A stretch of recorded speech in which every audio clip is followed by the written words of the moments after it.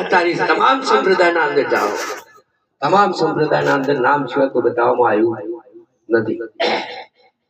તો આપણે જાઓ તો રામ ઉદીની વાત કરો કે રામ પણ વશિષ્ઠજીના ચરણે ગયા હતા, તો રામને આદિ નામ બતાવ્યું હતું કે આદિ નામ.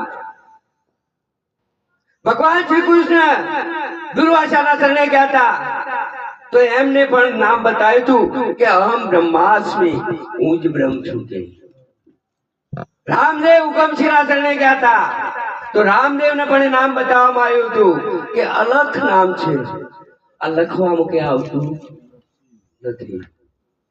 ત્યારે જો કચ્છના કાવડિયા દાદા મેકરણ એમને પણ કહ્યું હતું કે જી નામ છે.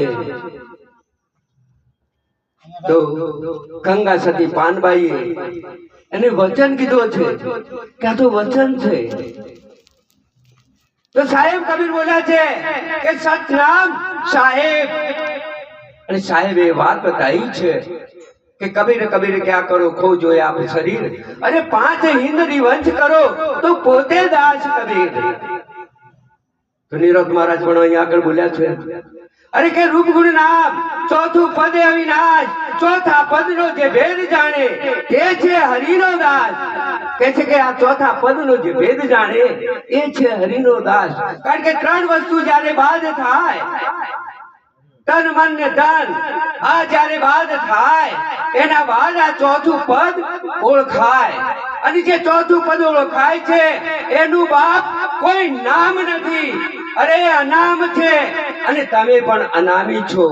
એટલે મહાપુરુષો બોલ્યા છે કે નામી નામે આપ છો, અરે અનામી નામ પણ આપ, અરે આપ તો સર્વમાં વ્યાપ છો. રવિ રામ ગુરુ મહાપુરુષો બતાવી દેલા છે કે શેરડીમાંથી શાર કાઢ્યો, અરે સાકર પાડ્યું નામ, અરે એ જ નામ મેં નક્કી કર્યું, એ જ અમારો રામ. આ સુણજો જ્ઞાનની નિશાની.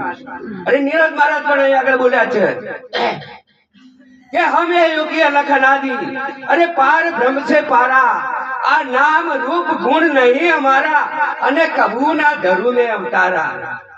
કે હું અવતાર ધરું, હું આવું નહીં જાવું નહીં, હું અજર અમર ને અવિનાશી છું, હું જેમ છું તેમ જ છું. કારણ કે આ જગતના અંદર આજે મહાપુરુષો કહી રહ્યા છે